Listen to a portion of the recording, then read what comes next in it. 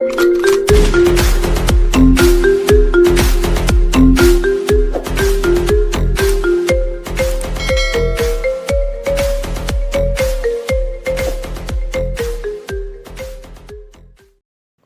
Friends, welcome to my channel. मैं हूं सनोज और आप देख रहे हैं आपका अपना चैनल सनोज स्टडी सेंटर। आज हम लोग इस वीडियो में पढ़ने वाले हैं शोषण किसे कहते हैं, यह कितने प्रकार के होते हैं और इससे रिलेटेड एनसीईआरटी बुक का ऑल इम्पोर्टेंट सब्जेक्टिव क्वेश्चन जो मल्टी बोर्ड एग्जाम में बार बार पूछे जाते हैं। तो मेरे साथ इस वीडियो में अंत तक बने रहिए।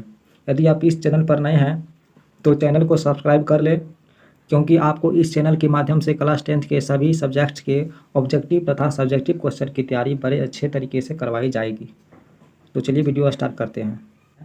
आपके सामने पहला प्रश्न है, शोषण की परिभाषा दे।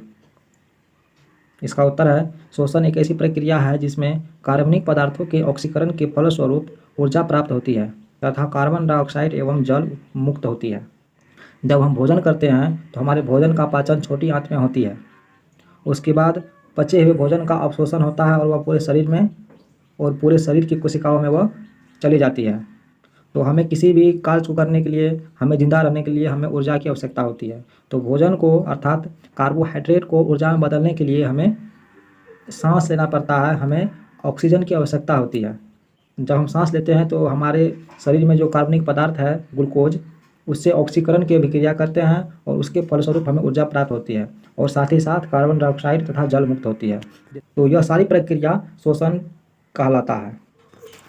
जैसे आप समीकरण में देख रहे हैं, जो हम लोग भोजन करते हैं, भोजन पचने के बाद हमें ग्लूकोज प्राप्त होता है, यह कार्बनिक पदार्थ है। इसमें जब हम सांस लिए हैं तो ऑक्सीजन ग्लूकोज के साथ ऑक्सीकरण अभिक्रिया किया, उसके फलस्वरूप कार्बन डाइऑक्साइड, जल और ऊर्जा प्राप्त हुआ। इसी प्रक्रिया को हम लोग शोषण कहते हैं। तो दोस्तों, शोषण दो प्रकार के होते हैं। एक होता है वायु की उपस्थिति में और दूसरा होता है वायु की अनुपस्थिति में। दोस्तों, वायु की उपस्थिति में जो होता है उसे हम ऑक्सीशोषण अर्थात वायवीय शोषण कहते हैं, और जो ऑक्सीजन की अनुपस्थिति में होता है उसे हम अवायवीय अर्थात अनॉक्सी शोषण कहते हैं। तो आइए अब हम लोग शोषण के दोनों प्रकार को अच्छी तरीके से समझते हैं। दोस्तों, शोषण का पहला प्रकार है वायवीय शोषण, जिसे हम ऑक्सी शोषण भी कहते हैं। हमें नाम से पता चलता है कि ऑक्सी अर्थात ऑक्सीजन से जो शोषण होता है उसे हम ऑक्सी शोषण कहते हैं। तो वायवीय शोषण ऑक्सीजन की उपस्थिति में होती है। यह क्रिया माइटोकॉन्ड्रिया में पूर्ण होती है। दोस्तों, वायवीय शोषण ऑक्सीजन की उपस्थिति में होती है और यह क्रिया जो है वह माइटोकॉन्ड्रिया में पूरा होता है। इससे कार्बन डाइऑक्साइड, जल तथा ऊर्जा प्राप्त होती है। दोस्तों, जब शोषण वायु की उपस्थिति में होती है तो इससे हमें कार्बन डाइऑक्साइड, जल और ऊर्जा प्राप्त होती है। अवायवीय शोषण, जो शोषण वायु की अनुपस्थिति में होती है या वायु की अभाव में होती है, यह क्रिया कोशिका द्रव्य में पूर्ण होती है तथा इससे कार्बन डाइऑक्साइड, इथेनॉल या लैक्टिक अम्ल प्राप्त होता है। अवायवीय शोषण वायु की अनुपस्थिति में होती है और यह क्रिया कोशिका द्रव्य में होती है। इससे हमें कार्बन डाइऑक्साइड, इथेनॉल या नहीं तो लैक्टिक अम्ल प्राप्त होते हैं, जो हमारे शरीर के लिए लाभदायक नहीं है। तो आशा करता हूं कि आपको शोषण और शोषण के प्रकार अच्छी तरीके से समझ में आ गया होगा। तो आइए हम अगला क्वेश्चन देखते हैं। दूसरा प्रश्न है, शोषण सजीवों के लिए क्यों अनिवार्य है। दोस्तों, आखिर यह भी प्रश्न है कि हम लोग जो सांस लेते हैं या हमारे पृथ्वी पर जितनी भी सजीव है उसे शोषण अर्थात सांस लेने की क्या ज़रूरत है, यह क्यों अनिवार्य है। क्या हम सांस नहीं लेंगे तो हम जिंदा नहीं रह पाएंगे। तो क्वेश्चन है, शोषण सजीवों के लिए क्यों अनिवार्य है। तो इसका उत्तर होगा, सभी सजीवों को कार्य करने के लिए ऊर्जा की आवश्यकता होती है। इसके लिए सजीव भोजन करते हैं। पाचन क्रिया के बाद भोजन के कण को ऊर्जा में बदलने के लिए ऑक्सीजन की आवश्यकता होती है।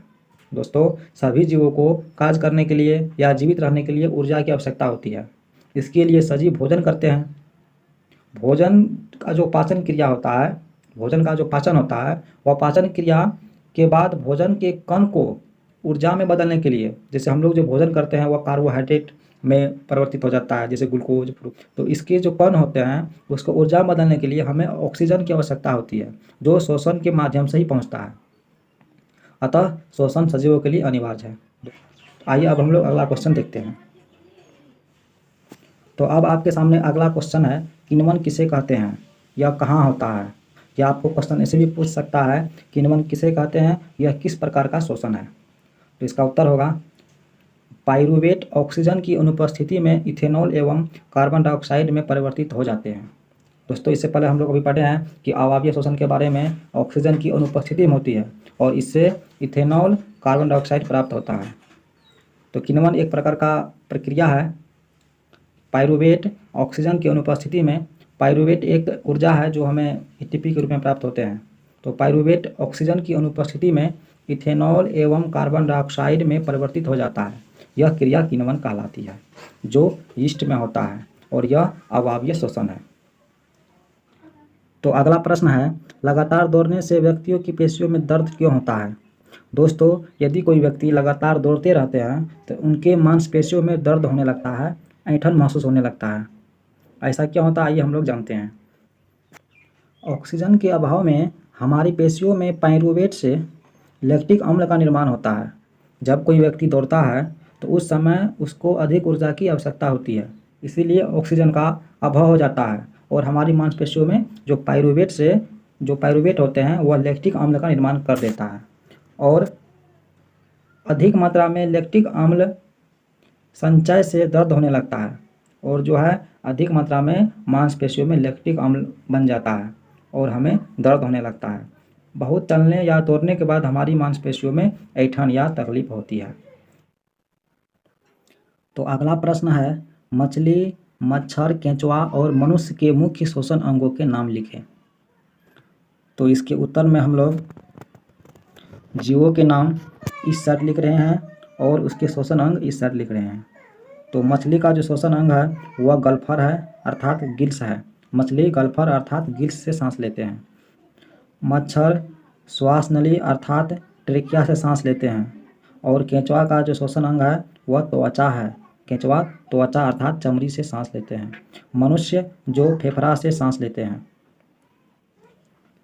दोस्तों अगर आपको यह वीडियो अच्छी लगी है तो प्लीज़ वीडियो को लाइक कर दीजिए और यदि आप इस चैनल पर नए हैं तो चैनल को सब्सक्राइब कर लीजिए।